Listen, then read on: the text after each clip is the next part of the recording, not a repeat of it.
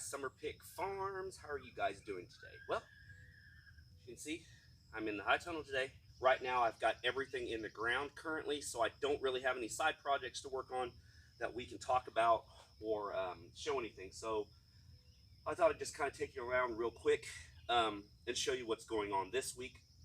As you can see, me and the wife have been busy in here the last 2 days. We have been in the high tunnel trying to get these tomatoes tied back up. And we actually pulled, I think, 9 or 10 big tomatoes out. And I'll show you those in the end. One of them is really good size. And that seems to be the average here in this high tunnel. So I'm very ecstatic. So without just me blabbing on, let me show you some things and we'll get right to it. Okay, we are now back now. Just a small walk through here and let you guys just kind of show you the lay of the land here. As you can see, we got our Tehama, our Cherokee red lettuce is looking great. Our peppers are looking amazing down at the end. Hopefully, I'm going to be able to get most of this out to harvest this week. I'm not sure if we're going to have a market or if I'm going to have to find another means to let that stuff go. It's really good. Tomatoes look really good. I said it looks really neat now that we've got this stuff tied up. The only thing I do not like about this system, I like it better than the Florida weave. Now, to be in all fairness, I have not tried the Florida weave. I don't like the way a Florida weave looks when you tie it up. It looks... You're supposed to let a lot of airflow through your tomato leaves. You're supposed to give them distance so that way they don't get blight and get wet and stay wet. But then in all turns with the Florida weave, you're smashing everything together into lines of twine. So to me, it doesn't really make any sense. This may not be any better, but this is the way we've done it the last 2 or 3 years, and I kind of like it this way. The only thing I do not like is I went the cheap route and I just used greenhouse string and just tie it in knots up here on this rope to hold these tomatoes up. And then every time I got to retie, I've got to either take the knot out, which I'm not a very good knot taker-outer, or I just cut it with a pair of scissors and then I retie the knot back up there again, as you can see like I did right there. The only thing I don't like about that is messing with that. I think next year I'm going to go ahead and go the tomahawk style. If you guys aren't aware of that, that's what the greenhouses use to hang on their purlins. It's actually got a metal hook on it with some string that's wrapped around it. You just unloosen what you need for slack and then set the hook back up. I did not want to do that expense this year. I thought, well, you know, I could probably go one more year without. And yeah, now I realize every year I keep saying I need tomahawks and then I don't buy them. I'm buying them next year for sure. But yeah, these are the Roadster tomatoes, which you guys have seen in our past videos. Look at this bad boy. He still has not turned yet, but he is the size of my hand. So getting a lot of fruit off this. I encourage you guys, whether they're in high tunnels or not, you know, some people can say, you know, well, you've got a high tunnel, you're lucky you're growing it. You can grow these out in the field like this. If you guys follow me on Instagram, or I've mentioned it in my videos before, you know, I pollinate these by hands with an electric toothbrush from the grocery store. So every time you guys get blooms like these blooms here are new blooms, you can see I'll go through once a week or twice a week. And in nature, you get pollination from animals and from wind. You got to remember a tomato plant, as you can see in there, I've mentioned before, has a male and female organs. So all you've got to do is get that pollen. Look at these clusters. Gah! To get these pollinated like I do, I just go through with the electric toothbrush. You guys have seen me do. I think I did it on my last video to show you guys. Looks like I've got some new flowers I need to go through. But like I said, when we get in the house, I'll show you the ones I have picked this week. Some of them have turned. Some of them are blush still, getting ready to turn in the next couple days. So I like to get them when they're blushy. You'll notice that one there is starting to turn a little bit. I'm going to wait another day or two till it gets a little more pink on it, and then I'll pull it and let it finish off in the room, so that way I don't take a chance of a rogue animal getting in here or a bug or something happening to you. You know how that always works. You grow tomatoes, and for 3 months you're babying them, and then when they start to turn ripe, something happens and then they rot, and then that's the end of it. But I've got some watermelon and some cantaloupe started. So what we did start is I like to mark my tree. Ooh, had a little bit of water in there. That's probably good that I get this water out of here anyway. It's not going to hurt anything falling on the ground. Looks like we got some ambrosia, some Hale's Best, and some Athena cantaloupe. They're starting to pop up through there. I've got some Rich Sweetness 132. They're a little cool little melon that I got from Baker Creek this year. I actually saw it on a Facebook post, and I had a customer of mine mention that that'd be something cool to have at the market. And so I bought a pack and start them. So we're going to try half a dozen or so, whatever comes up. I think, oh God, there's 7 or 8 here. I'm sure that's more than enough. I've got some Crimson Sweet watermelons that 2 of them have started, and some Moon and Stars, but I haven't got any Moon and Stars to pop up yet, so I don't know what's up with that. But got some hybrid squash, some yellow zucchini, and some green zebra zucchini started because we've lost 3 or 4 zucchini plants due to heavy wind, snapping them off at the base, stuff like that. I always have a succession of squash and zucchini. And the okra seeds that I saved, I've got a good 1, 2, 3, 4, 5, 6, 7. I got 8 okras. Those are all jambalaya. 8 out of 12, well, actually there's one more starting. So 9 out of 12 is not too bad for germination. These are the seeds I saved from our okra last year. So, which is pretty cool. Still got some tomatoes left over here. As you can see, I wish I had somebody to give these to. I've probably got, I don't know, 70 or 80, maybe 50 or 60 tomatoes, from large red slicer super beefsteaks to cherry tomatoes, chocolate cherries, gold nuggets, red cherries that I don't need now. And I've been holding them on because I know somebody needs them, or I just hate throwing tomatoes away, and I don't have any more room. I mean, I don't need any more tomatoes, but I'm going to stick on to them for a couple weeks before I finally get them tossed out. But like I said, that one's starting to turn a little blushy there. So by the end of the day, maybe tomorrow, I'll pull that one and set that one off. But you can see, I mean, we've got clusters of these guys. You guys see this every week. I mean, look at this bad boy in here. I hate to brag on them, but man, this is about the only thing in the farm that is like killing it right now. Look at those tomatoes. And you guys see I've got my little hooks on there. That's what holds the weight off of those vines. Like I said, some of these tomatoes, the one I've got in there, yeah, I'll show it to you. It's 1.5 pounds. So you get 4 or 5 of these that are 1.5 pounds. You're looking at 4 or 5 pounds on a vine. So you got to watch your weight and see these big old boys. I like showing these big boys off. It's like a proud daddy. Look at that. And I got starting to blush. A little blush there. But these are the same way. These are all over 1 pound a piece. You can see up in there. And like I said, guys, I'm not bragging. This channel's not about who's better, who's bragging, who's what. This is just showing you guys what I'm doing here. And man, telling you guys, I hit these guys once a week with AgriThrive. Usually on Mondays. I water Mondays and Thursdays.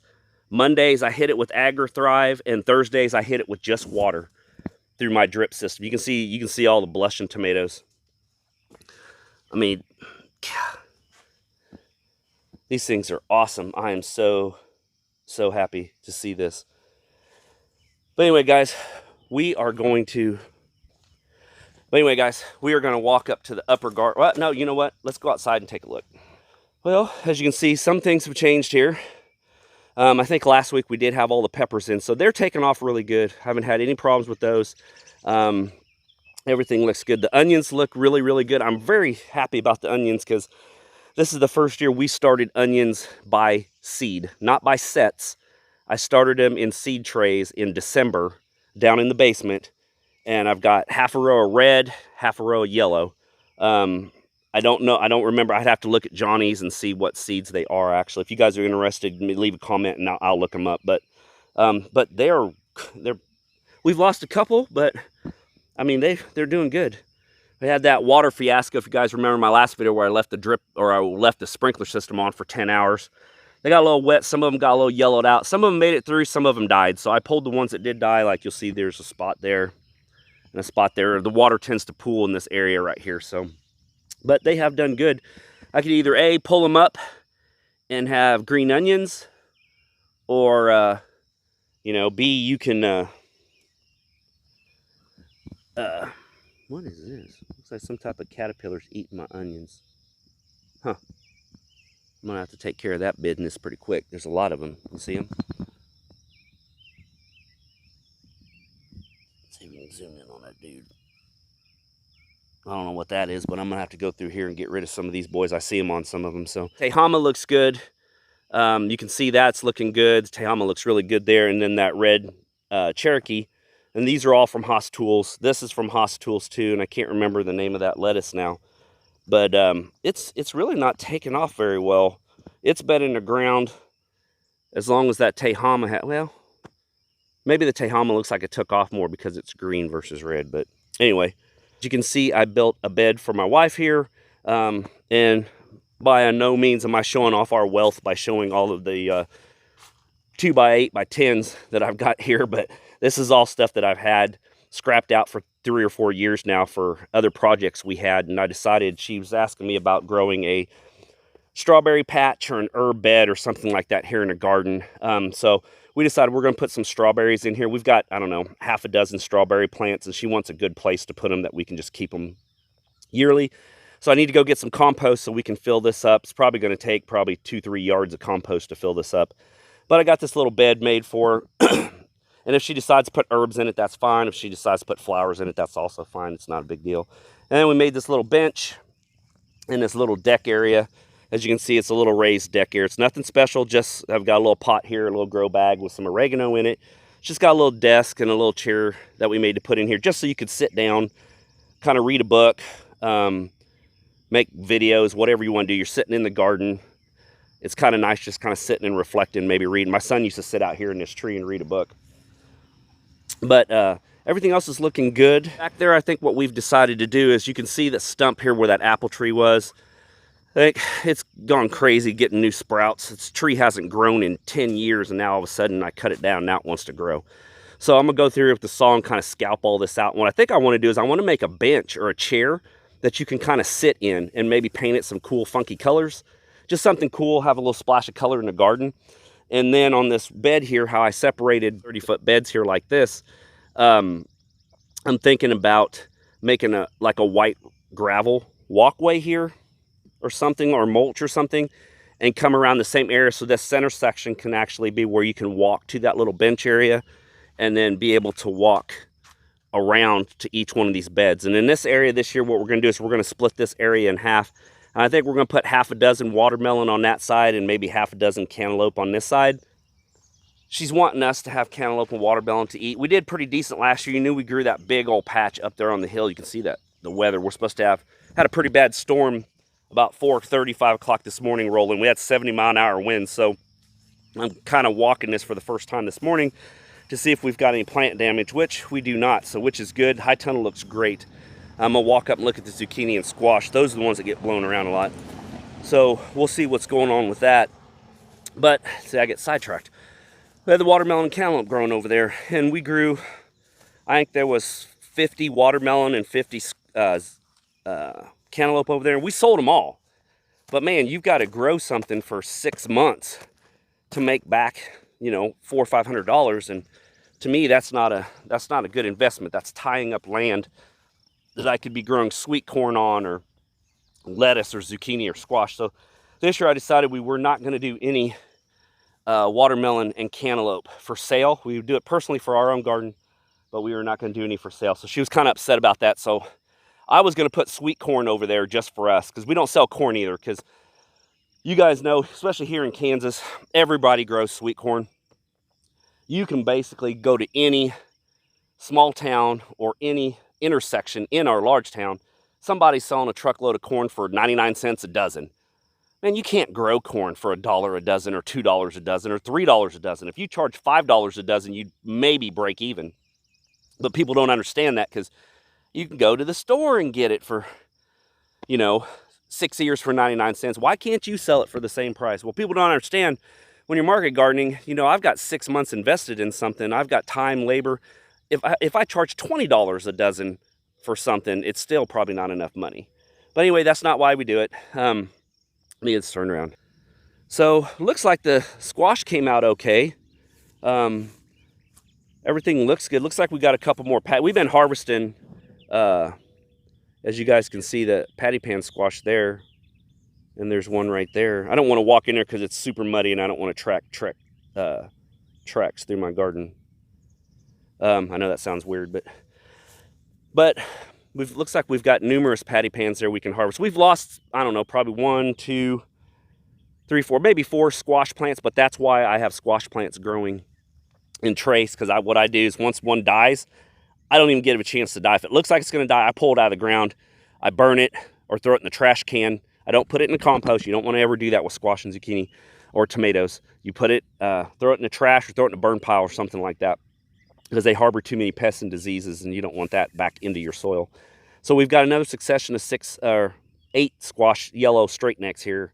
You guys know I don't like crook neck. I like straight neck, so that's what we got in there.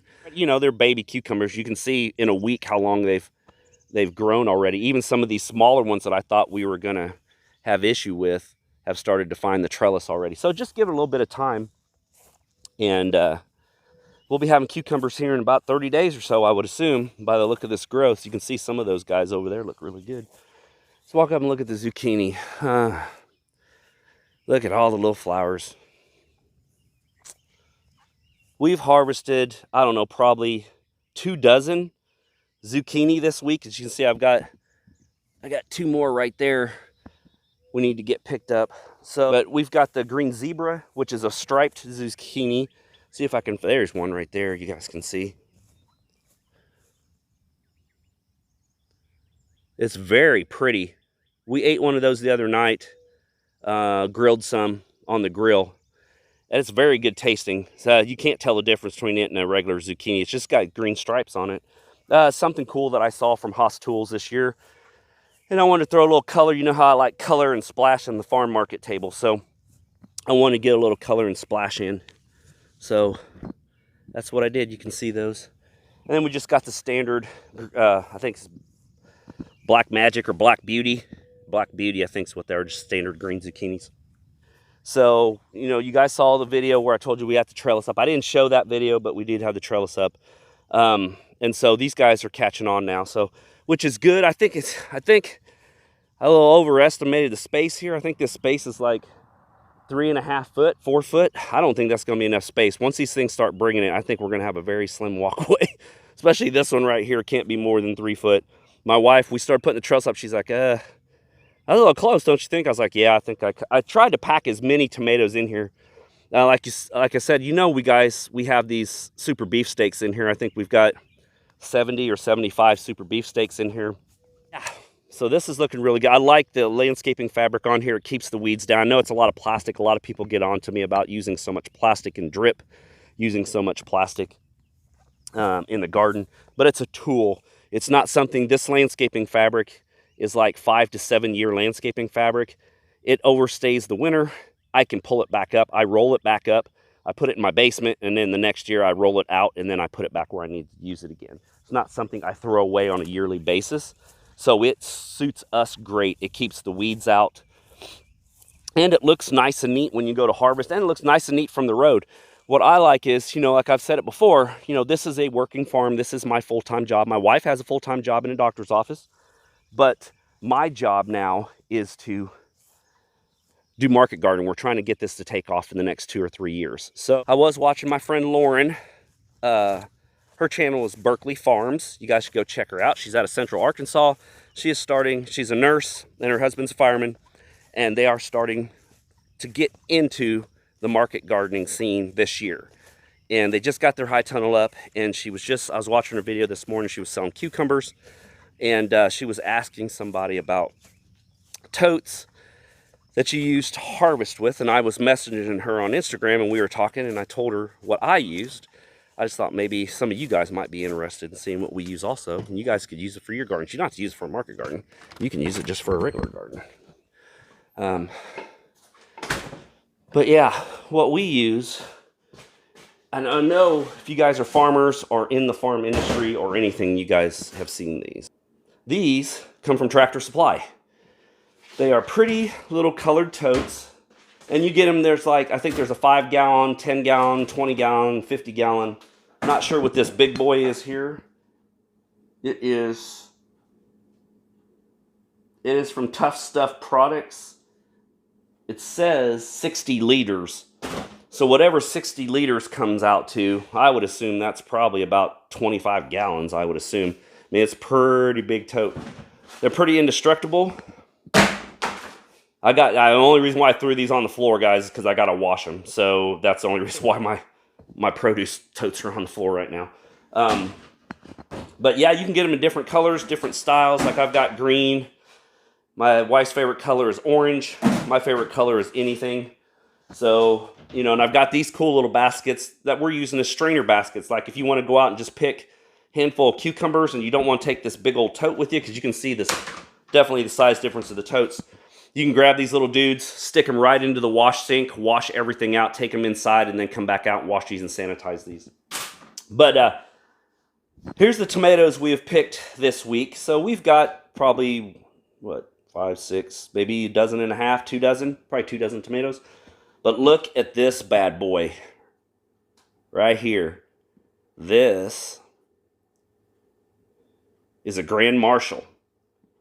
And we're going to set the scale, and I'll show you. So it teared out, as you guys can see. And we're going to put this tomato on it.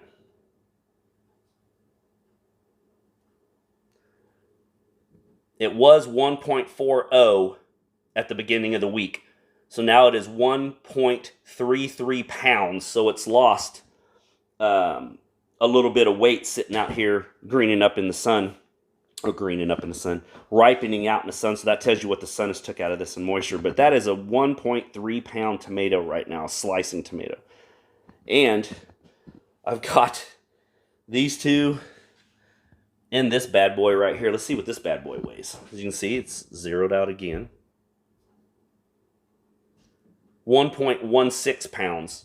So you've got, that's over a pound.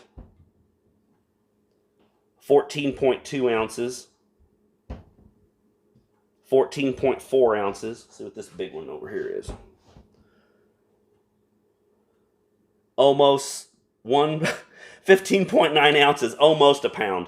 So you've got, let's call that a pound, 2 pounds, 3 pounds, 4.5, almost 5 pounds in 5 tomatoes.